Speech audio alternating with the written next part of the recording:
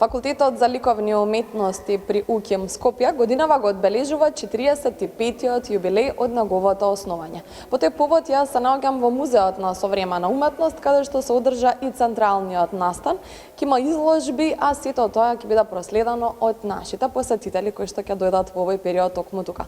Со мене мојата денешна соговорничка, професор, доктор и декан на Факултетот за ликовни уметности Славица Јанешлиева. Добро утро до вас. Добро утро, добро дојдовте. Добро ве најдовме и честитки за јубилеот, 45 години, не е малку да се одбележи Факултетот за ликовна уметност и идните ликовни уметници кои што ќе произлезат од тој факултет. Како беше замислена прославата, односно како е замислена, бидејќи ќе трае подолг период, нешто се гордеете, тоа секако ќе ни кажете во овој интервју. 45 години, како што кажавте и вие, е значаен јубилеј, за 5 години е нели половина век. Да. Според мене јубилеите треба да се прославуваат континуирано, особено мислам дека треба да се одбележат оние на 5 години по 20 годишно, да речеме, постоење, а 45 е веќе значајна бројка. Одлучивме оваа година јубилеот да не го прославуваме само со еден настан, туку да го одбележуваме цела година, бидејќи сметаме дека имаме многу активности низ текот на годината кои што треба да бидат под капата на јубилеот, а некои од нив се одржуваат секоја година, некои од нив се нови активности со институциите слични кои што се во регионот и со кои што редовно соработуваме. Меѓутоа, интенцијата е, нели, не треба само еден ден да се слави основањето на ФЛУ, туку да се прославува подолго.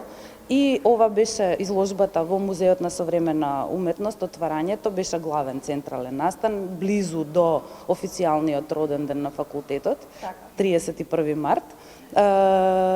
Многу беше убава атмосферата на отварањето и одбележувањето на јубилеот, на кој што говореше ректорката на универзитетот, директорот на Музеот на современа уметност и јас. Беа доделени благодарници со сите оние со кои што соработуваме. Особено сме им благодарни на УКИМ и на фирмите кои што овозможија да го направиме овој настан онака како што беше одбележан. Пред да кажеме што се ќе имаат прилика посетителите да видат на крајот од ова интервју, би ве прашала колкава е заинтересираноста за уписот на Факултетот за ликовна уметност. Имаме ли идни светски познати уметници? Или имаме ли? Има интерес, секогаш има интерес за студенти да се запишуваат на Факултетот за ликовни уметности, иако општествените прилики сега се поинакви од оние, например јас кога бев студент. Тогаш Факултетот за ликовни уметности беше единствена високообразовна институција од областа на ликовните визуелните уметности. Сега имаме, ми се чини, уште 2 државни и низа на приватни кои што се фокусираат на визуелните комуникации, не на ликовната уметност. Се уште сме уникатни. Мислам дека новите генерации ги плаши приемниот испит кој што за нас, кога ние се запишувавме, беше предизвик, бидејќи се подготвувавме една година однапред за приемниот испит.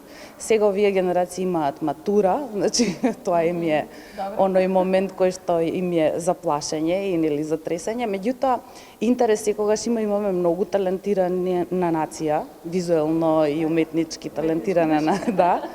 Не само музика, како што не знаат сите во регионот, туку и ликовна уметност.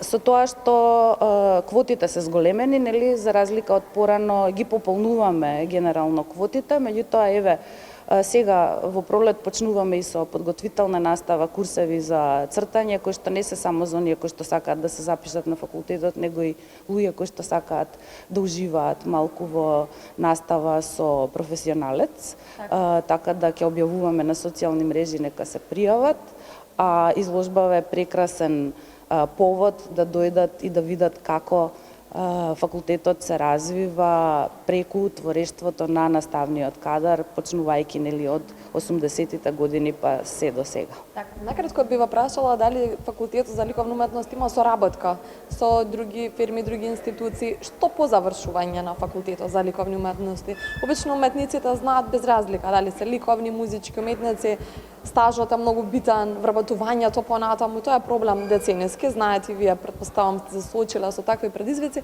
Колку сега, ево од оваа дистанца, 45 години постоење на факултетот, им помага на студентите по завршување да си го најдат патот, односно да се вработат, ако може? Факултетот соработува со сите национални јавни институции државни, нели? Било галериски простори, музејски простори, културни институции од било кој вид. За жал, тенденцијата во последниве години е да има намалени вработувања. Иако, например, факултетов има насока конзервација и реставрација, во трајање од 2 години, 4 курса, всушност конзерваторите се гранка која што навистина бележи паѓање на кадарот, значи има потреба од таков кадар, а од друга страна не се посветува внимание да се обезбедат услови за квалитетна студиска програма која што ќе произлезе со диплома од конзервација и реставрација и со тоа тие ќе бидат конкурентни и на меѓународниот пазар, не само на трудот, не само на нашиот, нели, во нашава држава. Ние во принцип сакаме да образуваме професионални ликовни визуелни творци. Тоа е многу напорен пат и е неизвесен, нели? Бидејќи не треба да ги интересира материјалното, туку изразот, достигнување на собствен творечки израз, што поквалитетен, учества на изложби и задоволство од творење и изложување. Така, јас благодарам за одвоеното време, уште еднаш честитки за јубилеот, да се ги чувам уметничките души, а гледачите ќе ги поканиме овие денови или рековте уште месец и половина да додат во Музеот на современа уметност и на тој начин да им дадеме поддршка и на уметниците, и на Факултетот за ликовна уметност и секако музеите да се ги чуваме. Благодарам. Благодарам на вниманието.